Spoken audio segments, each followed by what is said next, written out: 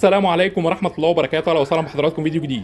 فيديو النهارده ان شاء الله معانا حضراتكم لوحة تحكم 3 مرحلة وهيتر كهرباء يونيتك 3 كيلو خارجين شحن ان شاء الله. اللوحة حضراتكم راكب عليها ترموستات فوكس كوري 2001 دي لتشغيل هيتر وشفاط وخلايا تبريد وتايمر. حضراتكم شغال على الشفاط للتهوية وسحب الامونيا من داخل مكان التربية. الشفاط حضراتكم بياخد الامرين اوتوماتيك. الامر الاول من الترموستات في حالة ارتفاع درجات الحرارة تنخفض معانا درجات الحرارة، يقلب تاني تايمر للتهوية وسحب الأمونيا من داخل مكان التربية. الأمرين حضراتكم أوتوماتيك. وتايمر تاني حضراتكم لخلايا التبريد. نوهنا طبعا فيديوهات كتير عن أهمية تايمر خلايا التبريد عشان خلايا التبريد ما تفضلش شغالة فترة طويلة وتعلي معانا الرطوبة، كمان هتستهلك مية كتير. أفضل وقت لتظبيط تايمر خلايا التبريد وعن تجربة بيكون دقيقة تشغيل و5 دقايق إيقاف. ولمبة لقراءة الفولت ومفتاح الطوارئ بنضغط عليه لا قدر الله في حالة أي مشكلة.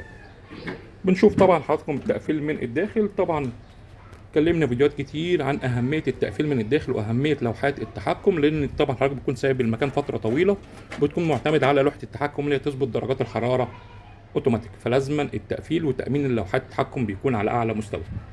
بنشوف هنا حضراتكم اول حاجه ريلي فاصل مرحله التبريد ما بين الشفاط وخلايا التبريد. كوندكتور الهيتر كوندكتور 22 امبير كوري داكو اصل. طبعا الهيتر بيكون 15 امبير، مركبين كوندكتور بزياده 22 امبير متوصل بسلك سويدي اصلي 4 مللي. كوندكتور الشفاط 12 امبير كوندكتور كوري داكو.